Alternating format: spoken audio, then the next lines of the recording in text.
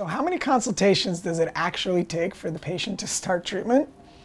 This person went to 5 consultations before she stopped with me. Her mom brought her in and said, listen, we've been to so many doctors, everybody's giving me a different answer. I broke it down to her in a way that she finally understood exactly what her daughter needed, because her daughter is 16 years old and just finished orthodontic treatment. Clearly we're looking at her, she's a very pretty girl, but her front 4 teeth have limitations, right? Biology and anatomy of the tooth prevent it from having dominance. If we focus on these front 4 teeth, what you see is that all 4 of them are almost the same exact boxy teeth. And not only is that, the front side ones are winged out as well. So after completion of orthodontic treatment, we decided that I was going to have a very minimal approach to her tooth, because at this age, throughout the course of life, she's going to have to replace these veneers every 15 to 20 years. And at the age of 16, she has a long life to live. So what I said to her is, because we have to go longer in the edge and also higher in the gum, I really don't need to remove very little amount of tooth structure. And you're probably wondering, how's that possible? The way that I do it, if you look at it from the side, everything is flat across. So I need to make her smile longer in the front so it follows the architecture of her lower lip. That's where the beauty comes. And on the other side, same thing, these teeth happen to not be shaped correctly, and all of these uneven edges of her front. So if you think about where I'm going, I'm actually making this tooth higher in the gum and this tooth longer. Therefore, I don't need to remove tooth from the top or from the bottom. I'm gonna now show you exactly what the final preparation looks like. Here it is.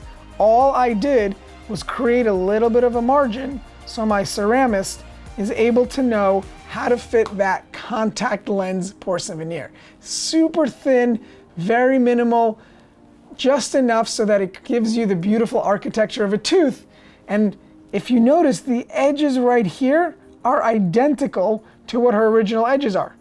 Am I right? Here we go. That's her original edge. And then this is the preparation. No tooth removal from the edge of the tooth. Therefore, I don't have to make it shorter.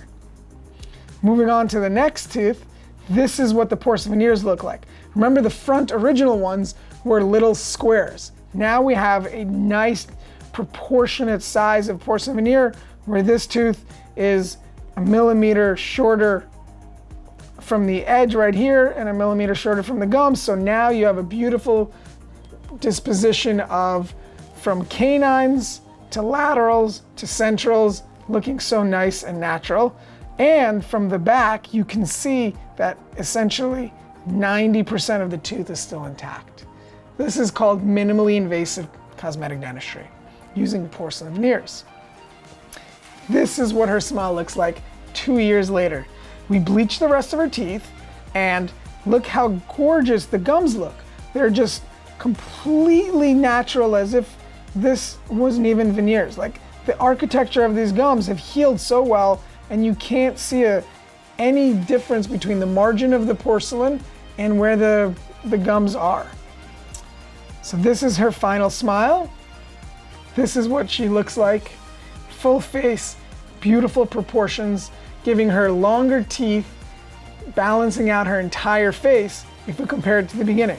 Look what that did to her face. She has a nice, narrow, long face. Having small, square front teeth just doesn't fit or go with her aesthetic.